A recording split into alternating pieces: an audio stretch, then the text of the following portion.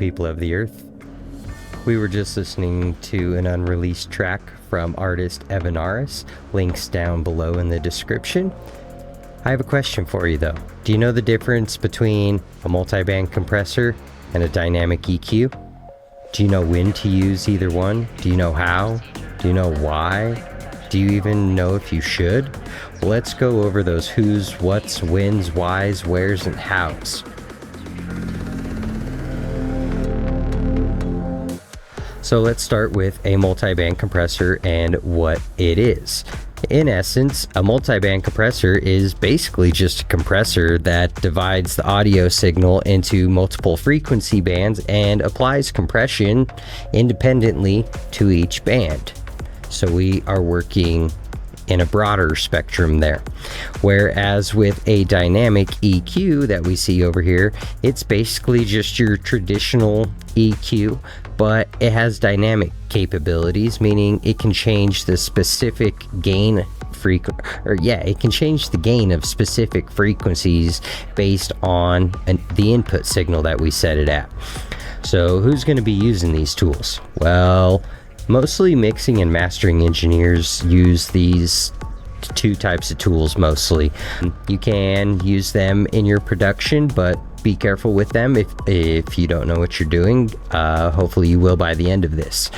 So in our mixing stage, we're going to be putting a multiband compressor on our buses and our mastering bus for the most part. You can put it on individual sounds because this type of tool is used, again, like I said, broader. We'll get a little deeper in a second. And a dynamic EQ, we use this on basically individual tracks, just to tame harsh frequencies and all of that. We can also put it on our buses and on our mastering chain if we want, but when we put it on those types of channels, we want to be we don't want to be as harsh with it. We want to be delicate with it. So why would we want to use a multiband compressor in the first place? Well, like I said, we get a broader range of frequencies to work with, right? So that helps us to manage and balance the clarity of the mix. We can make sure that certain frequencies are more consistent. We can prevent them from overpowering other parts of the song, and it just helps level it out. We're not using a limiter, which makes it louder. You can see that this one does have some gain on the specific bands, but that was what I'm trying to do. I need to get the volume up more overall.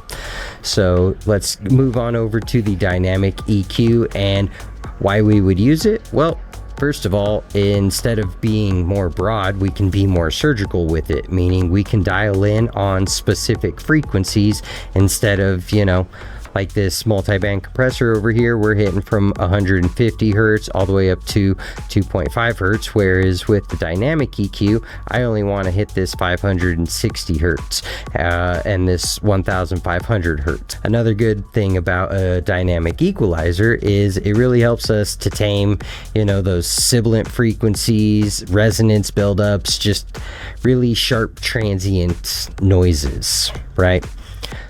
Again, as I said before earlier, we would be using these we would use the multiband compressor on buses and the mastering bus, and the dynamic EQ on mostly individual tracks. So let's go ahead and see how to use these. So starting off with the multiband compressor, we get specific frequency ranges to work with, and within each one we have our ratio, attack, release, and threshold. And if you don't know how to use a compressor, mastering.com has a 10-hour video over on their channel, link down below. So back to this, the audio signal, like I said, it gets split, and then we are able to compress each individual range as we feel fit. I like to stick with numbers that are divisible by 3, 6, and 9, mostly with 3, so that's why all of these are set to where they are, except for the gains. I will admit this is a Jason Joshua Ozone preset. I just adjusted the gains down 3 dB from where they were. Let's go ahead and take a listen to this group or bus. It's just the pad group, so we will take a listen to it with it on, and then I'll bypass it so you can hear the difference. It's, I don't want to say subtle, but it's not like life-changing either. Let's take a listen.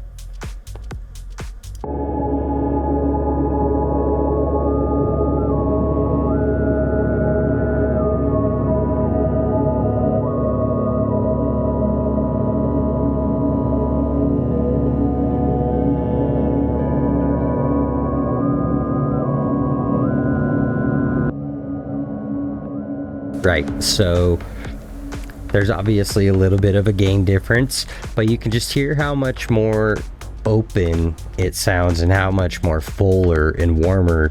You know, those are all the comfy words we like to use in music, but you can hear the bass. The bass is warmer and louder. It supports the rest of the audio.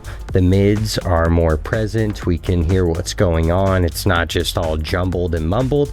And the high end, we just get that crispy clarity, just sheen, the silkiness, as they like to say. I do have it running on mid side here. I haven't quite adjusted the side yet, so let's just go ahead and do that.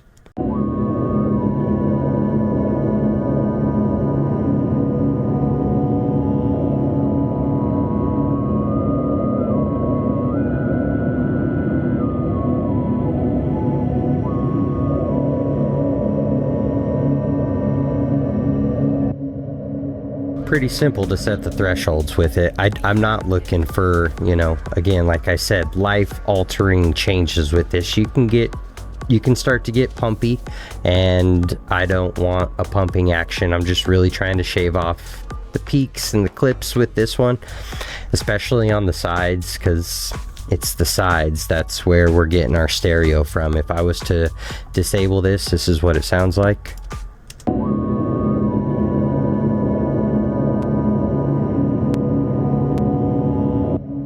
Obviously that gain in volume is bringing it up in volume with the mids, but it just fills out the space.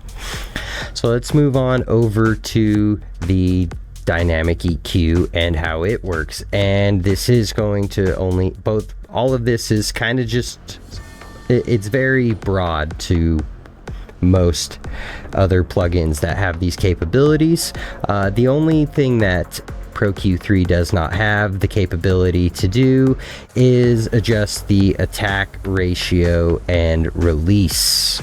So we do get our dynamic range, and if we click on this auto, we can actually adjust our threshold here. So quick way to just set this up is we just create a node, and then this outer ring we can either drag to the left or the right by dragging up or down. So going up, we go to the right, so we're going to be getting a boost in volume. If we drag down, and it will go to the left, which means we will get a cut in volume. So I'm just going to go ahead and delete this one, and we will come down to this track right here, which is this bowl hit, and I'm going to solo it so we can all hear it. Let's close this down. All right, so let's take a listen and see what's going on.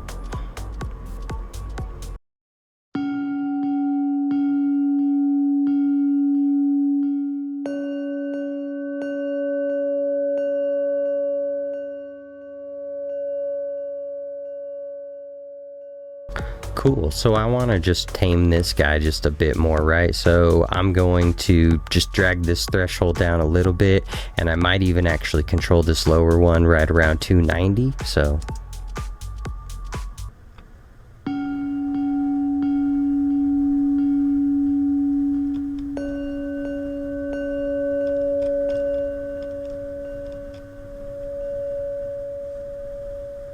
let's restart that so we can get some of that bell going.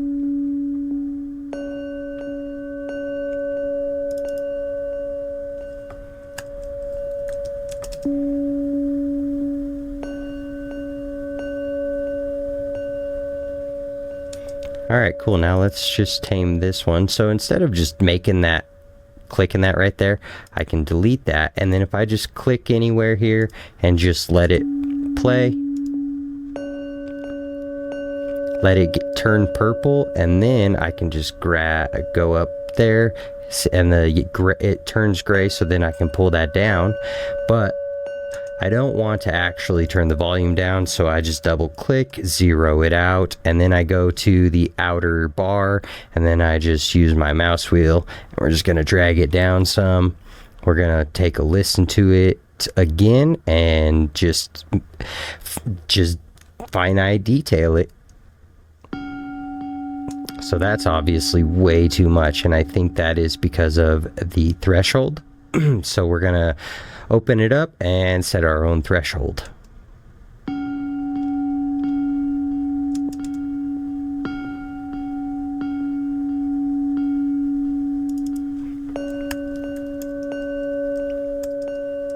Again, in increments of 3.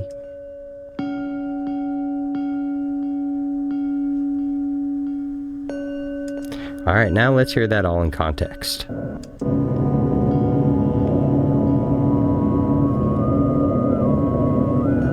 So that might be too much on this, so I'm going to drop it down to negative 27.